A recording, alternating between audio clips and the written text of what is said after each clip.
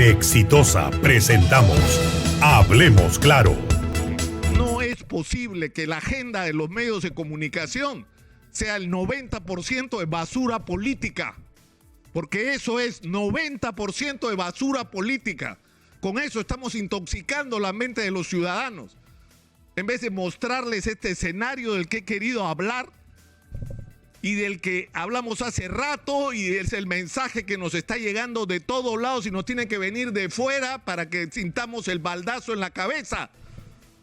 Tenemos, señores y señoras, la gran oportunidad de transformar el Perú. No la dejemos pasar. No permitamos que una vez más los políticos nos roben nuestro futuro.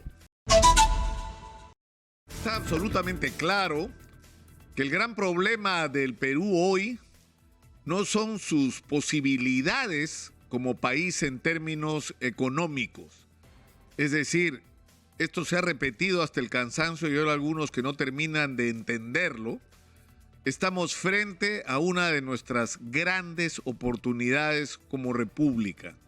Esto ha ocurrido pocas veces en nuestra historia y lamentablemente la manera como hemos enfrentado estas circunstancias no han servido para transformar al Perú como debería ser a estas alturas un país del primer mundo, porque hace rato que debíamos ser un país del primer mundo. En algún momento tuvimos el guano y el salitre que el mundo necesitaba. En algún momento tuvimos el caucho que el mundo y la industria requerían. Hoy tenemos los minerales que el mundo necesita.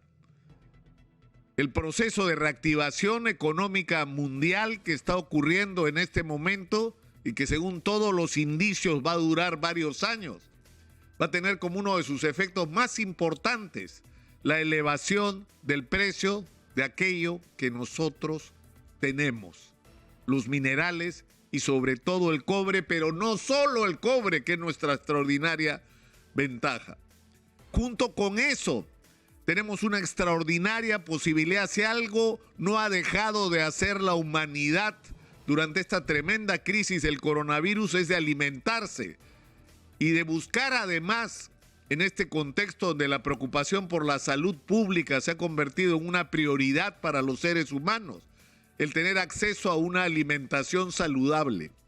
¿Y quién le ofrece al mundo productos agrícolas, orgánicos y saludables? Nosotros hemos dado importantísimos pasos gracias a la iniciativa privada, porque hay que decirlo, de convertirnos en uno de los principales proveedores de muchos de los vegetales y de las frutas que hoy se consumen en el mundo entero. Productos hechos en el Perú están en este momento en los supermercados y en las mesas, en Estados Unidos, en Europa y en Asia. ¿Y eso qué significa? Que no solamente tenemos la minería, que en algún momento se nos va a acabar. Tenemos en nuestras manos la posibilidad de convertirnos en una de las primeras, si no en la primera potencia desde el punto de vista del abastecimiento de productos agrícolas para la alimentación de la gente.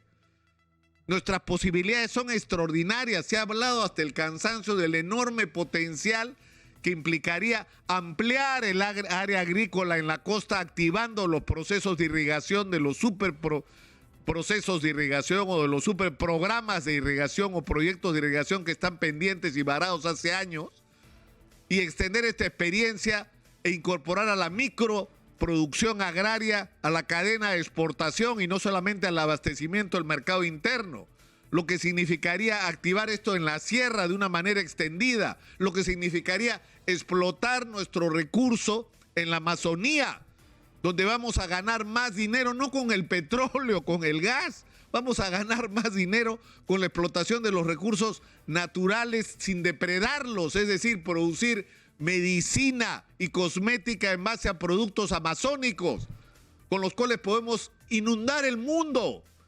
Y tenemos el turismo, que es algo extraordinario, es decir, y eso es un lado, porque si invertimos nuestro dinero, es decir, España tiene 90.000 millones de euros de ingresos por turismo, 90.000 millones de euros.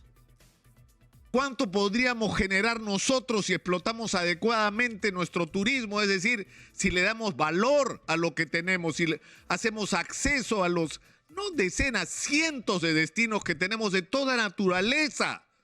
Es decir, y hago esta introducción sobre la posibilidad, porque ¿qué es lo que nos está deteniendo como país? Nos ha tenido que venir una de estas evaluadoras de riesgo crediticio, Moody's, a decirnos la razón por la que el Perú no califica no es por su potencialidad y por sus capacidades como país, es por sus políticos. Por sus políticos. Por eso estamos como estamos. Y por eso estamos al borde de perder otra gran oportunidad histórica y no tenemos derecho, los peruanos no tenemos derecho a que nos hagan esto otra vez. No hay derecho, perdón, a que los políticos nos hagan esto otra vez. Que si ustedes revisan la historia del Perú van a entender por qué perdimos la oportunidad, por los políticos. Exitosa. Entonces, ¿qué es lo que hay que ahora? Hay que salir de esta situación, es lo que hay que hacer. Comenzando porque ya, ¿cuáles son los puntos de conflicto? Pongámoslo sobre la mesa. Iber Maraví. ¿Se ha acreditado que el señor es militante de Sendero Luminoso? ¿Tiene alguna sentencia? No, pero el señor no ha actuado con transparencia. El señor no ha puesto las cartas sobre la mesa. Y hay claramente indicios de una relación familiar.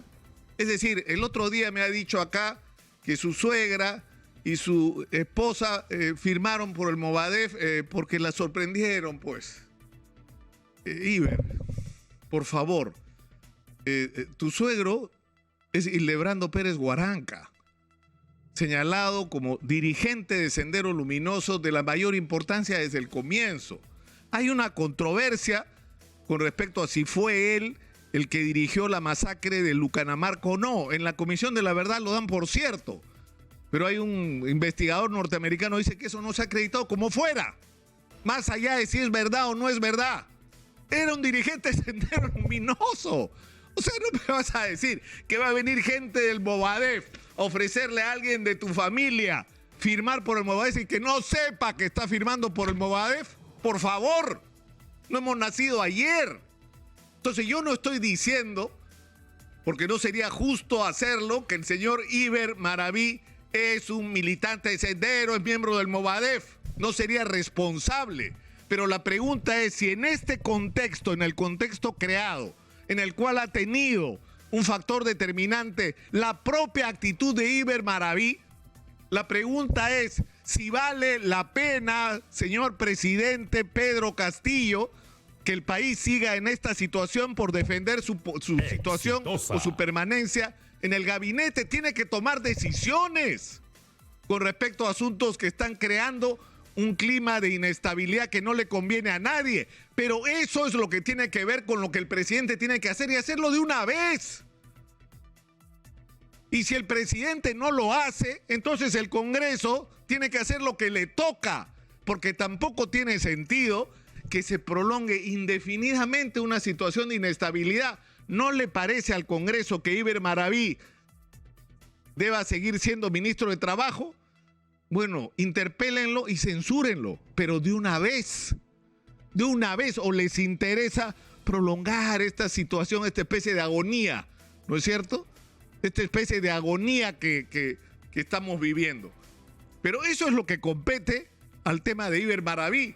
Pero en el caso del exfiscal Juan Carrasco, o sea, ¿de qué se trata? Es insólito, no había ocurrido antes, no hay antecedentes, por lo menos que yo conozca, y es la versión que ha salido del propio Ministerio Público, que ocurra que un fiscal importante como Carrasco decida incorporarse a un gabinete y para eso el procedimiento en ese momento adecuado parecía ser pedir licencia sin goce de haber. Pero resulta que ese procedimiento no era el adecuado, lo que tenía es que era renunciar. Pero en algún momento él ejerció como ministro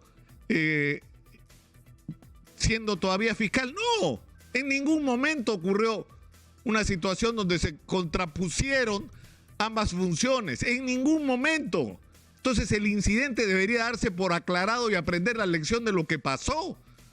¿Pero de qué se trata? ¿De empezar a tirarse un ministro tras otro para crear un clima de inestabilidad? Es decir, hay gente que está conspirando, reuniéndose así para ver cómo hace para tirarse a Pedro Castillo. Exitosa. Y que esto es parte de la operación para crear el crimen de estabilidad e irresponsablemente no se dan cuenta de que el daño no se lo están haciendo a Pedro Castillo, sino al Perú y a ellos mismos. Porque si pretenden gobernar el Perú, ¿qué país van a gobernar?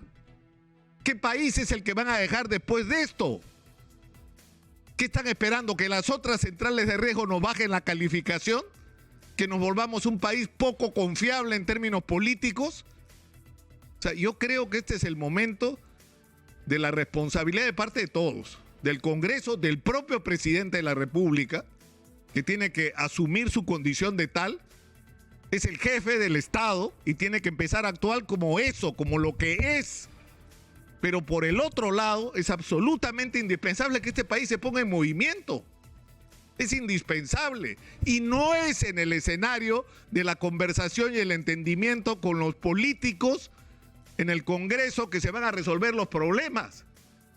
Lo voy a decir de una manera muy cruda. Hay que neutralizar a los políticos para que no impidan que el Perú haga lo que tiene que hacer. Y para eso el entendimiento principal del presidente es con el mundo empresarial, y no solamente con los micro y pequeños empresarios, sino con los grandes, con los que están moviendo la economía de este país. Con ellos hay que sentarse para ponerse de acuerdo sobre lo que hay que hacer, sobre cómo vamos a hacer para que la inversión crezca y se multiplique en el Perú, y por el otro lado, cómo vamos a hacer para construir un Estado eficiente. Y para eso no solamente son importantes los empresarios, son importantes los colegios profesionales, las facultades especializadas de las universidades y todo el talento reunido en el Perú que está esperando a ser convocado para poner este país en marcha y que se prenda la locomotora y a ver si algún político se atreve a ponerse al frente. Nos lo llevamos de encuentro. Exitosa. Pero yo creo que ya llegó la hora de que actuemos todos con la responsabilidad que la situación exige. No es posible que la agenda de los medios de comunicación sea el 90% de basura política, porque eso es 90% de basura política. Con eso estamos intoxicando la mente de los ciudadanos. En vez de mostrarles este escenario del que he querido hablar y del que hablamos hace rato, y es el mensaje que nos está llegando de todos lados y nos tiene que venir de fuera para que sintamos el baldazo en la cabeza. Tenemos, señores y señoras, la gran oportunidad de transformar el Perú. No la dejemos pasar. No permitamos que una vez más los políticos nos roben nuestro futuro. Hablemos claro.